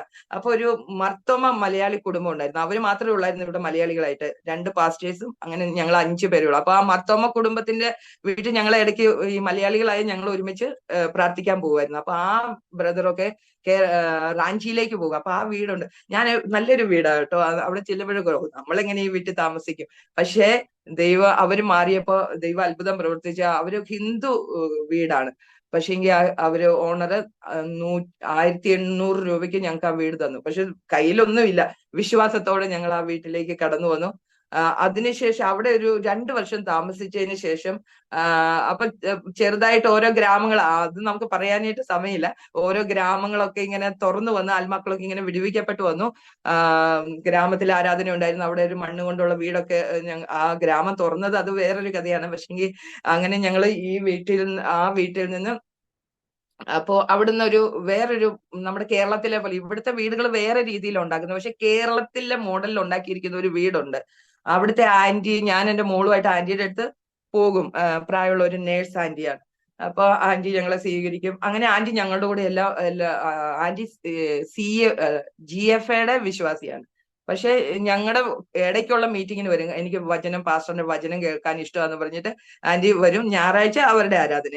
അങ്ങനെ കുറച്ച് ദിവസം കഴിഞ്ഞപ്പോ ആന്റി ഞാൻ ആ വീട്ടിൽ ചെല്ലുമ്പോഴും നല്ല വീടാന്ന് ഒരിക്കലും ഓർത്തില്ല കേട്ടോ ആ വീട്ടിൽ ചെന്ന് താമസിക്കുന്നു. അങ്ങനെ നമുക്ക് ഓർക്കേണ്ട ആവശ്യവും ഇല്ല. നല്ല വീട്ടിലാണ് ഞാനിപ്പോ താമസിക്കുന്നത്. പക്ഷെങ്കിൽ ആന്റിക്ക് പെട്ടെന്ന് പാരലൈസ് ആയിട്ട് ആന്റിയുടെ മക്കൾ ബൊക്കാറോയിൽ ആന്റിയെ കൊണ്ടുപോയി. അങ്ങനെ ആ വീട് ഒരു 3 മാസത്തേക്ക് അടഞ്ഞു കിടന്നു. അപ്പം GFAയുടെ പാസ്റ്റർ ചോദിച്ചു. പക്ഷെ ആന്റി പറഞ്ഞു, അല്ല, ജോർജ് കുട്ടി പാസ്റ്ററിന് തന്നെ ആ വീട് കൊടുക്കണമെന്ന് മരുമകനോട് പറഞ്ഞു. അങ്ങനെ ആ മരുമകൻ വന്നിട്ട് ഞങ്ങളോട് പറഞ്ഞു, നിങ്ങൾ അവിടെ താമസിച്ചോളാം. അങ്ങനെ ഞങ്ങൾക്ക് ആ വീട് കിട്ടി. അവിടെ ആന്റി അന്ന് ആന്റിയുടെ കൂട്ടായ്മയ്ക്ക് വേണ്ടി ഒരു ചെറിയൊരു കലം വാങ്ങിച്ചിട്ടുണ്ടായിരുന്നു. അപ്പൊ ഞങ്ങൾ ആ കലത്തിലാണ് സഹോദരങ്ങൾക്ക് ഭക്ഷണമൊക്കെ ഉണ്ടാക്കി കൊടുക്കുന്നത്. കുറച്ച് കൂട്ടായ്മ ഇങ്ങനെ. ആ വീട്ടിൽ ഞങ്ങൾക്ക് എല്ലാ സാധനത്തോടും കൂടിയുള്ള ഒരു വീടായിരുന്നു. അങ്ങനെ അവിടെ ഞങ്ങൾക്ക് മിനിസ്ട്രി വളരാനിടയായി തീർന്നു. അപ്പൊ ഞങ്ങൾ ആ ചെറിയൊരു കലത്തിന്റെ അകത്ത് കിച്ചടി എന്ന് പറഞ്ഞൊരു സാധനം ഉണ്ടാക്കും ഞായറാഴ്ച. അങ്ങനെ എല്ലാവർക്കും കൊടുക്കും. അങ്ങനെ വളർന്നപ്പോ ആളുകൾ കൂടാൻ തുടങ്ങിയപ്പോ എന്ത് ചെയ്തു, വിശ്വാസികൾ പിന്നെ പാവപ്പെട്ട വിശ്വാസികളാണ് ഇവിടുത്തെ, പക്ഷെ ചെറുതായിട്ട് കളക്ട് ചെയ്ത് ഞങ്ങൾ പാത്രങ്ങളൊക്കെ വാങ്ങിക്കാൻ തുടങ്ങി, വലിയ പാത്രങ്ങൾ വാങ്ങിക്കാൻ തുടങ്ങി. അവിടെ ഞങ്ങൾ ഇങ്ങനെ ആത്മാക്കൾ ഓരോന്നായിട്ട് വിടുവിക്കപ്പെട്ടു വന്നു. അങ്ങനെ ഇരിക്കുമ്പോൾ ദൈവദാസന് വലിയൊരു ഭാരം തോന്നി. നമ്മളിങ്ങനെ വീടുകൾ മാറി, ഞങ്ങൾ ഒരു 7 വീടോളം മാറിയിട്ടുണ്ട്. വീടുകൾ മാറി മാറി താമസിച്ചാൽ നമ്മുടെ മിനിസ്ട്രിക്ക്, ചർച്ച് ഗ്രോത്തിന് അത് ഇതാണല്ലോ, കർത്താവ് ഒരു സ്ഥലം തരുവാണെങ്കിൽ എന്ന് ഞങ്ങൾ ഇങ്ങനെ പ്രാർത്ഥിച്ചുകൊണ്ടിരുന്നു. അങ്ങനെ ഇരിക്കുമ്പോൾ ഞങ്ങളുടെ ചർച്ചിൽ ഒരു വിധവയാന്റി പറഞ്ഞു, അത് പാസ്റ്റർ താഴെ ഒരു സ്ഥലത്ത്, ഞങ്ങൾ താമസിക്കുന്ന ആ വീട്ടിൽ നിന്ന് താഴെ ഒരു സ്ഥലത്ത് ഒരു സ്ഥലമുണ്ട്, പാസ്റ്റർ വാങ്ങിക്കുക. ഞങ്ങളിങ്ങനെ വാങ്ങിക്കാൻ ഞങ്ങളുടെ കയ്യിലൊന്നും ഇല്ലല്ലോ. ഞങ്ങളിങ്ങനെ പ്രാർത്ഥിച്ചുകൊണ്ടിരുന്നു. അങ്ങനെ ഞങ്ങൾ വലിയ പാസ്റ്ററിനോട് പറഞ്ഞു, പാസ്റ്റർ ജി സ്ഥലം വാങ്ങിക്കുക. പാസ്റ്റർ പറഞ്ഞു, ഇല്ല ജോർജ് കുട്ടി ഒരു കാര്യം ചെയ്യും, വേറൊരു സ്ഥലമുണ്ട്, അവിടെ എല്ലാ ചർച്ചും ബിൽഡിംഗും ഒക്കെ ഉണ്ട്, അങ്ങോട്ട് പോകാൻ പറഞ്ഞു. അപ്പം പാസ്റ്റർ പറഞ്ഞു, വലിയ പാസ്റ്റർമാരോട് എതിര് പറയാൻ പറ്റില്ല, പാസ്റ്റർ ഞാൻ പ്രാർത്ഥിച്ചിട്ട് പറയാന്ന് പറഞ്ഞു. അങ്ങനെ ഒരു 3 മാസം കഴിഞ്ഞപ്പോ പാസ്റ്റർ ചോദിച്ചു, ജോർജ് കുട്ടി എന്താ തീരുമാനം എന്ന് ചോദിച്ചു. ആ സമയത്ത് പാസ്റ്റർ ഒരു സൺഡേയിൽ ആരാധനയ്ക്ക് ഞങ്ങളുടെ അടുത്ത് വന്നു. അപ്പൊ ഈ ആത്മാക്കളെയൊക്കെ കണ്ടപ്പോ പറഞ്ഞു എന്നാ ജോർജ് കുട്ടി അങ്ങോട്ട് പോയാല് ഈ ആത്മാക്കളൊക്കെ നഷ്ടമാവും, എന്നാ ശരി എന്ന് പറഞ്ഞിട്ട് പിന്നെ ഒരു വിധത്തിൽ ഞങ്ങൾക്ക് ഈ 16 സെന്റ് സ്ഥലം ഉണ്ടായിരുന്നു. ഈ സ്ഥലം ഞങ്ങൾക്ക് വാങ്ങിച്ചു തന്നു. അതിനുശേഷം ഒരു 3 വർഷത്തോളം അത് അങ്ങനെ കിടന്നു. അത് കഴിഞ്ഞപ്പോ പാസ്റ്റർ വന്നിട്ട് പറഞ്ഞു, ജോർജ് കുട്ടി നീ ഈ സ്ഥലം വിറ്റില്ലെങ്കിൽ ഞാനിത് വിൽക്കും, അല്ലെങ്കിൽ നീ ഒരു കാര്യം ചെയ്യും, ആ ഗ്രാമത്തിൽ നിന്ന് കുറച്ച് മുളകളൊക്കെ കൊണ്ടുവന്നിട്ട് ഒരു പ്ലാസ്റ്റിക്കിന്റെ ഒരു ചർച്ച പണിയാൻ പറഞ്ഞു. അന്നേരം ദേവദാസൻ പറഞ്ഞു, ഇല്ല പാസ്റ്റർ, ഞാൻ ദൈവത്തിന്റെ ഭവനം പണിയാൻ നല്ലതേ പണിയത്തുള്ളൂ എന്ന് പറഞ്ഞു. അപ്പൊ നമ്മൾ ഇതെങ്ങനെ പണിയെന്ന് ഓർത്തിരുന്നപ്പോ ഞങ്ങളുടെ ഒരു വിശ്വാസി, ഒരു ആന്റി ഉണ്ട്, പാർവതി എന്ന് പറഞ്ഞ ആന്റി വളരെ രോഗിയായിട്ട് കിടന്നതാണ്. അപ്പൊ പാസ്റ്ററിനെ വിളിച്ചു പ്രാർത്ഥിപ്പിച്ചു. ആന്റിയുടെ വീട്ടിൽ മുഴുവനും വിഗ്രഹങ്ങളാണ്. ഞങ്ങളതൊന്നും പറഞ്ഞില്ല, പ്രാർത്ഥിച്ചു. ആന്റി സൗഖ്യമായി. ആന്റിയിൽ ദൈവാത്മാവ് പറഞ്ഞ വിഗ്രഹങ്ങളെല്ലാം എടുത്തു മാറ്റി. ആന്റി ഇന്നും നമ്മുടെ ചർച്ചിൽ ഒരു നല്ലൊരു പ്രെയർ വാരിയറാണ്. ആന്റിയുടെ ഹസ്ബൻഡ് ഒരു ബിൽഡിംഗ് ഒക്കെ പണിയുന്ന ഒരു മേസ്തിരി ആയിരുന്നു. പുള്ളിക്കാരൻ ഇതുവരെയും വിശ്വാസത്തിലല്ല, പക്ഷെങ്കിൽ ഭയങ്കര വിശ്വാസത്തിന്റെ വാക്കുകൾ ഞങ്ങൾക്ക് പറഞ്ഞു തരും. വന്നിട്ട് പറഞ്ഞു, പാസ്റ്ററെ എന്റെ കയ്യിൽ സാധനമുണ്ട്, നമുക്ക് തുടങ്ങാം പാസ്റ്ററെ ചർച്ച പണി എന്ന് പറഞ്ഞു. ആദ്യം ഞങ്ങള് പണിതത് ഒരു ചെറിയൊരു റൂം പണിതു. അതിനുള്ള വെള്ളം കിട്ടാൻ താഴെ ഒരു കണ്ടമുണ്ട്, അവിടുന്ന് വെള്ളം കൊണ്ടുവന്നിട്ട് ആ റൂം പണിത് അതിൻ്റെ അകത്ത് സാധനങ്ങളാക്കി. എന്നിട്ട് ഞങ്ങൾ പിന്നെ കിണർ പണിയാൻ തുടങ്ങി. അതിനെല്ലാ വിശ്വാസികളും വരും. പാസ്റ്ററും ഒരു 14 വർഷം മുന്നെയാണ് കിണർ പണിയാൻ തുടങ്ങിയത്. അന്ന് പാസ്റ്ററിന് തൈറോയ്ഡ് കൊണ്ട് വളരെ മെലിഞ്ഞ്, തൈറോയ്ഡാന്ന് ഞങ്ങൾക്ക് അറിയത്തില്ല, ഭയങ്കര ചൂടത്താണ് ഞങ്ങള് ചർച്ച് കിണർ പണിയുന്നത്. കിണർ പണി ഒക്കെ അത്ഭുതകരമായിട്ട് ദൈവം നടത്തി. അതിനുശേഷം ചർച്ച് പണിയും അത്ഭുതകരമായി നടത്തി. അതിന്റെ സാക്ഷ്യങ്ങളൊക്കെ ഭയങ്കര അത്ഭുതകരമായി നടത്തുന്നത്. അങ്ങനെ അത് പണിത് കഴിഞ്ഞപ്പോ ഞങ്ങളുടെ വലിയ പാസ്റ്റേഴ്സിന് സന്തോഷമായി. അപ്പം ഞങ്ങൾക്ക് പലരാലും സഹായിച്ചതാണ്. അതുകൊണ്ട് ഞങ്ങൾക്ക് ഒരു 5 സെന്റ് സ്ഥലം ഇതിന്റെ പുറകിൽ പാസ്റ്ററിന്റെ പേരിൽ എഴുതി തന്നു. ആ സ്ഥലം എഴുതിയ ആ ആഴ്ചയിൽ ഇവിടെ ഒരു പഞ്ചായത്ത് മെമ്പർ, ഒരു ഹിന്ദു ആളാണ്, വന്നിട്ട് ചോദിച്ചു, സാറിന് എവിടെയെങ്കിലും ഇന്ത്യയിൽ ഒരിടത്തും വീടില്ലല്ലോ അല്ലെ, സ്ഥലം ഉണ്ടെങ്കിൽ. അപ്പോഴത്തേന് ഈ കൂട്ടി ഡിസ്ട്രിക്ട് ആയതുകൊണ്ട് ഇത് കോർപ്പറേഷനായി.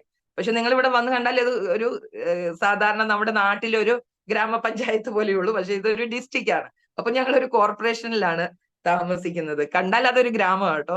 അപ്പം ഞങ്ങൾക്ക് പ്രധാനമന്ത്രി യോജന എന്ന് പറഞ്ഞിട്ടുള്ള ഒരു വീടിനുള്ള ആപ്ലിക്കേഷൻ ആ ഹിന്ദു ബ്രദർ അയച്ചു കൊടുത്തു. ആദ്യത്തെ 10 പേർക്ക് കിട്ടേണ്ടതിൽ അതിലൊന്ന് ഞങ്ങൾക്ക് കിട്ടി. അങ്ങനെ സ്റ്റെപ്പ് ബൈ സ്റ്റെപ്പ് ആയിട്ട് ചർച്ചിന്റെ പുറകിൽ ഒരു ഭവനവും പണിയാൻ കർത്താവ് ഞങ്ങൾക്ക് കൃപ ചെയ്തു. അങ്ങനെ ഞാൻ നിന്നെ കാത്ത് ജനത്തിന് നിയമമാക്കി വെച്ചിരിക്കുന്നു. എന്നാൽ ഇതൊക്കെ ഇങ്ങനെ നടക്കുമ്പോഴും നമുക്ക് ഇവിടെ ഉള്ള പ്രതികൂലം എന്ന് പറയുന്നത്, ഞങ്ങൾക്ക് മാനസികമായിട്ട് പല ഭാരങ്ങൾ. ഒന്ന്, പാസ്റ്ററിന് പലപ്പോഴും മലേറിയയുടെ രോഗങ്ങൾ കടന്നു വന്നിട്ടുണ്ട്. പിന്നെ ഇവിടെയുള്ള ലോക്കൽ ആയിട്ടുള്ള പാസ്റ്റേഴ്സ് ഉണ്ടല്ലോ, അവര് ഈ മലയാളികൾ ഇവിടെ വന്ന്, അങ്ങനെ നമുക്കൊരു അവരിൽ നിന്നുള്ള പല ബുദ്ധിമുട്ടുകൾ ഉണ്ടായിട്ടുണ്ട്. അങ്ങനെയൊക്കെ മാനസിക ബുദ്ധിമുട്ടുകൾ, സാമ്പത്തിക കാര്യങ്ങളിൽ പല ബുദ്ധിമുട്ടുകൾ ഉണ്ടായിട്ടുണ്ട്. എന്നാൽ അവയിൽ നിന്നൊക്കെ കർത്താവ് അത്ഭുതകരമായി ഞങ്ങളെ നടത്തിക്കൊണ്ടുപോയി. ഞങ്ങള് ആദ്യം 7th ഡേ സ്കൂളിന്റെ ഓപ്പോസിറ്റ് ആയിരുന്നു താമസിച്ചത്. അന്ന് മോൻ ഉണ്ടായിട്ട് പോലുമില്ല. അപ്പം ഒരു പാസ്റ്റർ പിന്നീടാണ് അത് പറഞ്ഞത്. പാസ്റ്റർ പറഞ്ഞു, ജോർജ് കുട്ടി ഇവിടെ വന്ന് താമസിക്കുന്നത് കുഞ്ഞുങ്ങൾ ഉണ്ടായിട്ട് ഈ 7th ഡേ സ്കൂളിൽ വിടാനാണ്. പക്ഷേ നമ്മളതൊന്നും ഓർത്തില്ല. നമ്മൾ കർത്താവ് കുഞ്ഞുങ്ങളുണ്ടാവും, അവരെ സ്കൂളിൽ വിടും, നമ്മുടെ ഓർമ്മയിലില്ല. നമുക്ക് ആത്മാക്കളെ നേടണമെന്നുള്ള മാത്രം ചിന്തയിലാണ് നമ്മളായിരിക്കുന്നത്. പക്ഷെ ഞങ്ങളുടെ കുഞ്ഞുങ്ങളെ ഒരു ചെറിയ സ്കൂളിലാണ് വിട്ടത്. അധികം ഫീസ് കൊടുക്കേണ്ടാത്ത ഒരു ചെറിയ സ്കൂൾ, ഹിന്ദുക്കളെ നടത്താൻ. പക്ഷെ എനിക്ക് ഹിന്ദുക്കൾ നടത്തുന്ന സ്കൂളിൽ വിടാൻ ആഗ്രഹമില്ലായിരുന്നു. എന്നാലും 7ാം ക്ലാസ്സിലായപ്പോഴത്തേനും മോൻ പറഞ്ഞു, മമ്മി എനിക്ക് ആ സ്കൂളിൽ പോകാൻ ഇഷ്ടമില്ല, എനിക്ക് ഈ സ്കൂളിൽ പോയത്. ഞാൻ പറഞ്ഞു, മോന് ഞങ്ങളുടെ കയ്യിലൊന്നുമില്ല, നീ വിശ്വസിച്ച് പ്രാർത്ഥിക്കുക, കർത്താവ് തന്നാ പോകാന്ന് പറഞ്ഞു. അങ്ങനെ ആ സമയത്ത് ഞങ്ങൾ ഒരു ചെറിയ LIC കൂടി അതിന്റെ പൈസ, എനിക്കൊരു റേഷൻ കാർഡിന്റെ കാര്യത്തിൽ നാട്ടിൽ പോകണമായിരുന്നു. അങ്ങനെ കിട്ടിയ ഒരു പൈസയ്ക്ക് അവന് 20,000 രൂപയാണ് അഡ്മിഷൻ ഫീസ്. അന്ന് അത് തുടക്കം. അവിടെ ചേർത്തതിന് ശേഷമുള്ള മുന്നോട്ടുള്ള അവന്റെ ഫീസുകൾ +2 വരെ ആ സ്കൂളിൽ പഠിക്കുക. അതൊരു ദൈവത്തിന്റെ നീതിയാണ്. കാരണം ഞങ്ങൾ ഒരു ദൈവദാസിനെ കൂടെ അങ്ങനെ കേട്ടപ്പോൾ, ദൈവം ആ സ്കൂളിൽ എന്റെ മോളെയും അവിടെ +2 പഠിപ്പിക്കാൻ ദൈവം കൃപ ചെയ്തു. അതൊക്കെ അത്ഭുതകരമായി ദൈവം നടത്തി. 3ാമത്തെ കുഞ്ഞ്, എനിക്ക് 3ാമത്തെ ഒരു കുഞ്ഞുണ്ട്, അവന്റെ പേര് ജെറിൽ എന്നാണ്. അവന്റെ ഡെലിവറി ഞങ്ങൾ ഈ കൂട്ടിയിൽ തന്നെയാണ് ചെയ്തത്. പക്ഷെ അത് ഡെലിവറി സമയത്ത് ഡോക്ടർ വന്നില്ല. ഡോക്ടർ അഡ്മിറ്റ് ആയിക്കോളാൻ പറഞ്ഞു, ഡോക്ടർ വന്നില്ല. നേഴ്സുമാരാണ്, ലോക്കൽ നേഴ്സസ് ആണ്, അവർ ശ്രദ്ധിച്ചില്ല, വലിച്ചെടുത്തു. അതുകൊണ്ട് ഡിലേ ഡെലിവറി ആയതുകൊണ്ട് കുഞ്ഞിന്റെ ബ്രെയിൻ ഡാമേജ് ആയി. സെർബൽ പാൾസി ആയിട്ടുള്ള ഒരു കുഞ്ഞാണ്. പക്ഷെ ജനിച്ചപ്പോൾ മനസ്സിലാകുന്നില്ല. ആ 6 മണിക്ക് ഡെലിവറി ആയി 11 ആയപ്പോൾ ഡോക്ടർ എന്നെയും കുഞ്ഞിനെയും ചെക്ക് ചെയ്യാതെ ഞങ്ങൾക്ക് ഡിസ്ചാർജ് തന്നു. ഞങ്ങൾ വീട്ടിലോട്ട് വന്നു. ഇപ്രാവശ്യം നാട്ടിൽ നിന്ന് ആരും വന്നുമില്ലായിരുന്നു. കുഞ്ഞ് ഇങ്ങനെ കരയാതെ കിടക്കുന്നു. കരയുന്നില്ലല്ലോ. നല്ലൊരു സുന്ദര കുഞ്ഞാണ്. നമുക്ക് അവനിൽ വന്ന എന്തെങ്കിലും പ്രോബ്ലം വന്നെന്നുള്ള കാര്യം നമുക്ക് അറിയാൻ പറ്റിയില്ല. പക്ഷെ ചർച്ചിൽ മറ്റു കുഞ്ഞുങ്ങൾ അവന്റെ സമയത്ത് ജനിച്ച കുഞ്ഞ് ആക്റ്റീവായി നടക്കുന്നു, കമിഴുന്നു, നടക്കുന്നു. എന്നാൽ ഇവനിങ്ങനെ ശാന്തമായി കിടക്കുന്നു. അപ്പം പിന്നെ ദേവദാസന് റാഞ്ചിയിലുള്ള ഒരു ഡോക്ടറിനെ കാണിക്കാൻ ഇടയായി തരുന്നു. അപ്പം ഡോക്ടർ ബ്ലഡ് ടെസ്റ്റ് ഒക്കെ കൊടുത്തു. റിസൾട്ട് വാങ്ങിക്കാൻ പോയത് പാസ്റ്റർ തന്നെയായിരുന്നു. അപ്പം ഡോക്ടർ പറഞ്ഞ് ഇവന്റെ ബ്രെയിൻ ഡെലിവറി സമയത്ത് ഡാമേജ് ആയതാണ്, ഇവന് ഒരു ചികിത്സയില്ല എന്നുള്ള കാര്യം പറഞ്ഞു. പക്ഷെ പാസ്റ്റർ എന്നോട് അത് പറഞ്ഞില്ല. അവന് 1 വയസ്സായി, അവൻ കൈ കൊണ്ടൊന്നും ചെയ്യത്തില്ല.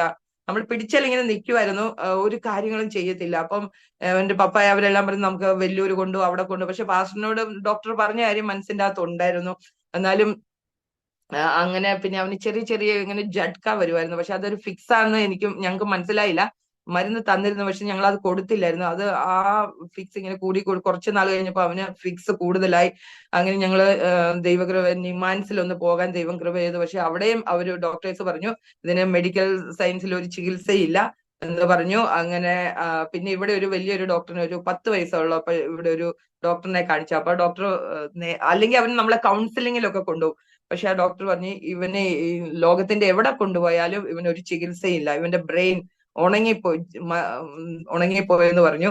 അങ്ങനെ അവൻ ജനിച്ച ആ 2-3 വർഷത്തിൽ എനിക്ക് ഭയങ്കര വിഷമം ഉണ്ടായിരുന്നു, ഒരു ഡിപ്രഷൻ മൂഡ്. കാരണം ഞങ്ങൾ ഇവിടെ വന്നിട്ട് ഇവിടുത്തെ ആൾക്കാർക്ക് സൗഖ്യമാക്കുമെന്നൊക്കെ പറയുമ്പോഴും കുഞ്ഞിങ്ങനെയാണല്ലോ എന്ന് ഓർത്തിട്ട് എനിക്കൊരു വിഷമം ഉണ്ടായിരുന്നു. പക്ഷെ ഒരു ടീം ആ സമയത്ത് ഇവിടെ ഇങ്ങനെ സുവിശേഷം അറിയിച്ചു വന്ന് കേരളത്തിൽ നിന്ന്. അന്നേരം അവര് പറഞ്ഞു ആന്റി ടെൻഷൻ ഒന്നും അടിക്കുന്ന സുവിശേഷം അറിയിക്കുക, അവനൊരു ദിവസം നടന്നോളൂ എന്നൊക്കെ പറഞ്ഞ് അവര് എൻകറേജ് ചെയ്തു. അല്ലാതെ നമുക്ക് കേരളത്തിൽ നിന്ന് ആരും അങ്ങനെയൊന്നും ഇല്ല, ആത്മീയ കൂട്ടായ്മകളില്ല. എന്നാലും അങ്ങനെ ഒരു ടീം ഇവിടെ വരാനും അവർ ഉത്സാഹിപ്പിക്കുകയൊക്കെ ചെയ്തു. അങ്ങനെ ഇപ്പൊ 14 വയസ്സായി അവന്. 10 വയസ്സ് ആയപ്പോഴത്തേനും അവന് നിൽക്കാനായിട്ടുള്ള അവന്റെ കാലിന്റെ ഞരമ്പുകളൊക്കെ ഇങ്ങനെ ഹാർഡായി നിൽക്കാൻ പറ്റത്തില്ല. എഴുന്നേറ്റ് ഇരിക്കുന്ന പൊസിഷൻ വരെ ഉണ്ട് അവൻ. പക്ഷെ ഐ കോണ്ടാക്ട് ഒട്ടും ഇല്ലായിരുന്നു. എന്നാൽ ഇപ്പൊ 14 വയസ്സ്, ഇപ്പൊ നമ്മളെ നോക്കി ഒന്ന് ചിരിക്കും, അങ്ങനെയൊക്കെ ഉണ്ട്. കൈകൊണ്ടൊന്നും ചെയ്യത്തില്ല, എല്ലാ കാര്യങ്ങളും എനിക്ക് ചെയ്യണം. അതുകൊണ്ട് എനിക്ക് പാസ്റ്ററിന്റെ കൂടെ എല്ലായിടത്തും പോകാനൊന്നും പറ്റത്തില്ല. ഞാൻ ജെറിൽ കുട്ടനുമായിട്ട്, ജെറിൽ എന്നാണ് അവന്റെ പേര്, ഇവിടെ തന്നെ റൂമിന്റെ അകത്ത് തന്നെ ഇരിക്കുന്നു. പക്ഷേ കൊറോണ കാലം ആയപ്പോഴത്തേനും നമുക്കിങ്ങനെ ഈ സൂം മീറ്റിങ്ങുകളൊക്കെ ദൈവം തന്നല്ലോ. കൊറോണ കാലത്ത് ഞങ്ങളുടെ ചർച്ചെല്ലാം അടഞ്ഞു പോയപ്പോ ചെറിയ ഫോണുകളായിരുന്നു. അന്നേരം ഞങ്ങൾ ആദ്യത്തെ വർഷം കോൺഫറൻസ് കോളുകളിൽ കൂടെ ആരാധന നടത്തിക്കൊണ്ടിരുന്നു. ഗ്രാമങ്ങളിലെ ആരാധന അവിടെ നടക്കുന്നുണ്ടായിരുന്നു, പക്ഷെ ടൗണിലെ. പക്ഷെ അത് കഴിഞ്ഞതിന് ശേഷം ഞങ്ങൾക്ക് സൂം, എല്ലാവർക്കും പിള്ളേർക്ക് ഫോൺ വേണമല്ലോ, അതുകൊണ്ട് ഫോൺ കിട്ടി. അങ്ങനെ സൂം പ്രാർത്ഥന ഇങ്ങനെ നടന്നുകൊണ്ടിരുന്നു. അതുകൊണ്ട് 3 വർഷക്കാലവും ഞങ്ങൾ അവസാന സമയമായപ്പോൾ ഞങ്ങളുടെ ചർച്ച് തുറന്ന് നമുക്ക് ആരാധിക്കാനുള്ള അവസരം കിട്ടി. അതുകൊണ്ട് ചർച്ച് കൊറോണ കാലം കഴിഞ്ഞപ്പോൾ നമ്മുടെ വിശ്വാസികളൊന്നും ഒരിടത്തും പോയില്ല. അങ്ങനെ ഞങ്ങള് അങ്ങനെ പോയിക്കൊണ്ടിരുന്നു. അതിനോടിടയ്ക്ക് കുറച്ച് വാട്സപ്പ്, മലയാളികളായിട്ടുള്ള വാട്സപ്പ്, എന്റെ ബൈബിൾ സ്കൂളിലെ വാട്സപ്പ് ഗ്രൂപ്പ്, അങ്ങനെ ഇപ്പൊ ഞാൻ വീട്ടിലിരുന്നോണ്ട് തന്നെ ഇങ്ങനെ സൂമുകളിലൊക്കെ വചനം പറയാനും സാക്ഷ്യം പറയാനായിട്ടുള്ള അവസരം കിട്ടി. ഇന്ന് കുറെ ഉണ്ട് പറയണമെങ്കിൽ അനുഭവങ്ങൾ. എന്നാൽ ഇന്നത്തെ പകൽക്കാലം ഈ സൂമിൽ കടന്നു വന്ന് നിങ്ങളോടൊപ്പം ചില അനുഭവങ്ങൾ പങ്കുവയ്ക്കാൻ കർത്താവ് കൃപ ചെയ്തതിനായിട്ട് കർത്താവിനെ സ്തുതിക്കുന്നു. ഇതിന്റെ അകത്ത് പറയുന്നുണ്ട്, നീ അലഞ്ഞു നടന്നവളായിരുന്നു, എന്നാൽ ഇവിടെ പറയുന്നുണ്ട് 20-ാം വാക്യത്തിൽ, നിന്റെ പുത്രഹീനതയിലെ മക്കൾ സ്ഥലം പോരായിരിക്കുന്നു, പാർപ്പാൻ സ്ഥലം തരിക എന്ന് നിന്നോട് പറയും. അപ്പോൾ നീ നിന്റെ ഹൃദയത്തിൽ ഞാൻ പുത്രഹീനയും വന്യയും പ്രവാസിനിയും അലഞ്ഞു നടക്കുന്നവളും ആയിരിക്കുക, ഇവരെ പ്രസവിച്ച് വളർത്തിയിരിക്കുന്നു. ഞാൻ ഏകാഗിയായിരുന്നല്ലോ, ഇവർ എവിടെയായിരുന്നു? ഈ നാളുകളിൽ അനേകരെ കർത്താവിലേക്ക് ഞങ്ങളെ കർത്താവ് ഒരു നിയമമാക്കി വെച്ചു. ഞങ്ങളിൽ കൂടെ കർത്താവിന്റെ നാമത്തെ ഉയർത്താൻ ഒരു അവസരം ഞങ്ങൾക്ക് തന്ന് ഇത്രത്തോളം നടത്തി അനേകരെ ക്രിസ്തുവിലേക്ക് നേടാൻ അനേക കുഞ്ഞുങ്ങൾ ബുദ്ധിമുട്ട് ഞങ്ങൾക്ക് ഇങ്ങനെ ഒരു കുഞ്ഞുണ്ടായിരുന്നുകൊണ്ട് ഇപ്പൊ ഞങ്ങളുടെ ചർച്ചിൽ ഒരു കുഞ്ഞു വരുന്നു. അവന് 22 വയസ്സായി, അവന് ഫിക്സ് വരുന്നുണ്ട്. അവനെ ആരും മൈൻഡ് ചെയ്യത്തില്ല. പക്ഷെ ഞങ്ങൾക്ക് ഇങ്ങനെ അനുഭവം ഉള്ളതുകൊണ്ട് അവൻ ചർച്ച വരുമ്പോൾ ഞങ്ങൾ അവനോട് സംസാരിക്കും. അവൻ സ്നാനപ്പെട്ടു. ഇപ്പൊ ഒരു യൂത്ത് മീറ്റിങ്ങിന് അവൻ പോയിരിക്കുകയാണ്. വേറൊരു കൊച്ചിനുണ്ട്, അവന്റെ 2 കണ്ണും കാണത്തില്ല, പക്ഷെ അവൻ റേഡിയോയിൽ കൂടെ സുവിശേഷം കേട്ടു, ഇപ്പൊ ആരാധനയ്ക്ക് വരുന്നുണ്ട്, അവന് സ്നാനപ്പെട്ടു. അപ്പം അങ്ങനെയുള്ള ബലഹീനരെ താങ്ങുവാൻ, ഞങ്ങൾക്കൊരു ബലഹീന കുഞ്ഞുണ്ടായിരുന്നതുകൊണ്ട് നമുക്ക് മറ്റുള്ളവരുടെ വേദനകൾ മനസ്സിലാക്കുവാൻ ഇടയായിത്തീർന്നു. ഞങ്ങളെ ദേശത്തിന് നിയമമാക്കി വെച്ചിരിക്കുന്നു. ഈ പ്ലാറ്റ്ഫോമിൽ പ്രിയ മാത്യു അങ്കിള് തന്ന ഈ അവസരത്തിനായി കർത്താവിനെ സ്തുതിക്കുന്നു. ഇങ്ങനെ ഒരു അവസരം തന്നതിന് നന്ദി പറഞ്ഞുകൊണ്ട് ഞാൻ ദൈവസന്നിധിയിലേക്ക് കർത്താവ്